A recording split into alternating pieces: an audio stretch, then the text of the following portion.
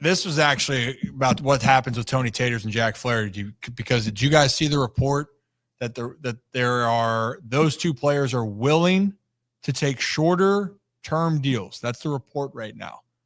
And people are going, well, wait a minute. If they take shorter term deals, why not bring them back? I was going to say, like, what is there a world in which Anthony Santander comes back to Baltimore?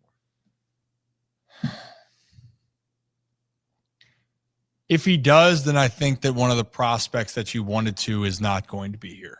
That's what and again, for me, and I'd hate it for him, but that would mean Heston Kjerstad is the odd man out, and they got to make a decision on that if you make that move back. Jack Flaherty, I don't think that there's any reunion at this point because of them signing Charlie Morton. Yeah. I think the Orioles would only be interested in trying to get a pitcher with team control.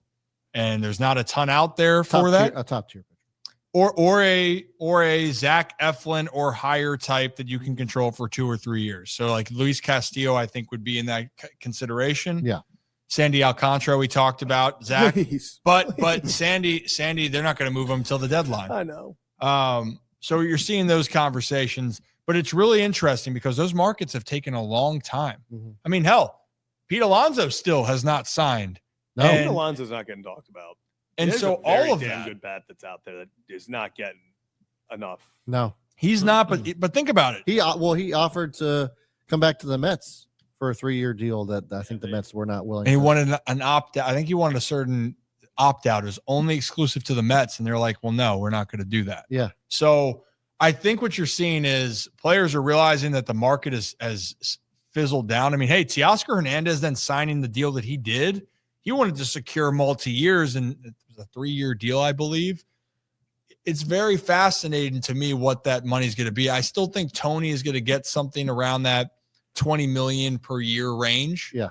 And I think Jack Flaherty is probably going to be looking for that 20 to 25 is my ultimate guess. But then what team is going to do that? I know Jack would want a 5-year deal, but my guess is he's willing to take a 2 to 3 as it gets closer. And for pitchers, I worry even more as you get closer to spring training and you're not signed. I do think after Roki Sasaki, we're going to see the teams that don't get him start to make moves. So like the Giants being out on Roki now, maybe that's where Jack Flaherty ends up going, is going out there. Or maybe it's one of those Midwest teams that say, hey, we're out as well, but we need to improve our staff. Will you take it down a year and we got a deal? I think we're going to see that, but I don't see either player coming to the Baltimore Orioles. I think that window has closed. I just hope for Santander's sake, he gets to go to a place that still fits. And I still think, and I hate this as Houston. A competitive, it's Houston. If I'm the Houston Astros, it makes the most sense to me. If I'm the Houston Astros and he's out there, why isn't he on your team right now? It makes the most sense. Yeah. Good ballpark to hit. They're going to be competitive. They have good starting pitching. They're still going to compete. I would be in Santander's camp saying, hey, let's bring him home. That's just me. I'm going to miss him in Baltimore. I love Tony. Known him since I came over to the Orioles organization in 2017. So I hope the best for him, but I think that's all we got to say about that.